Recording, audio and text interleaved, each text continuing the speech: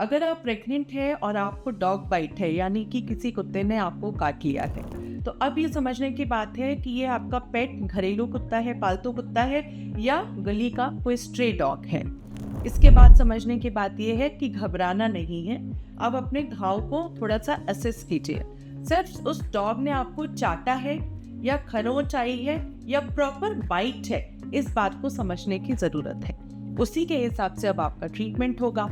अगर डॉग ने आपको सिर्फ लिक किया है, सिर्फ चाटा है, तो उसमें आपको कुछ भी करने की ज़रूरत नहीं है। आप हल्के साबुन पानी से उसको धो सकते हैं। बट ये देखने में आ रहा है कि उसके दांत से या नाखून से खरोंच अच्छी खासी आ गई है, तो ऐसे केसेस में आपको रेबीज की वैक्सीन लगवानी पड़ेगी। और अच्छा होगा कि ये समझे कि इस डॉग को खुद से एंटी रेबीज की वैक्सीन लगाई गई है या नहीं लगाई गई। सबसे इम्पॉर्टेंट होता है कैटेगरी 3 या हाई रिस्क वाला वुंड, वो घाव जिसमें दांत लगा है, उसमें ब्लीडिंग हो रही है, घाव गहरा है और उसको डॉग ने चाटा भी है, उसका थूक कहीं ना कहीं उसमें आया है।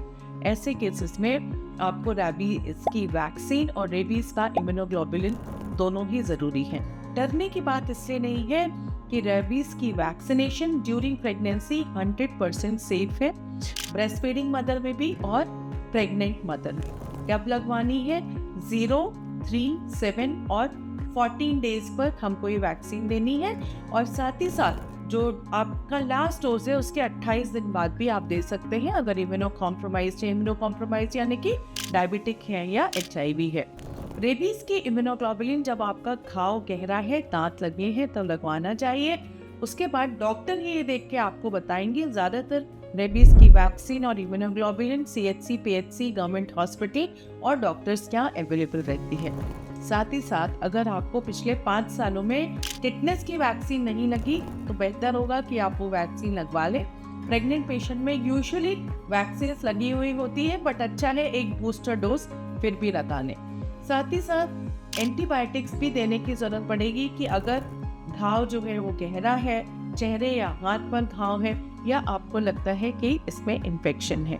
यूजुअली एंटीबायोटिक की बात करें तो एमॉक्सिसिलिन और क्लैविलानिक एसिड जो कॉम्बिनेशन है वो ड्यूरिंग प्रेगनेंसी काफ़ी सेफ होते हैं। बट यस, आपको हर काम डॉक्टर के सुपरविजन में ही कराना है। अब एक काम जो और ज़रूरी करना है, ये देखिए कि डॉग हेल्दी है और क्या आप उसको अगले 10 दिन तक देख सकते हैं।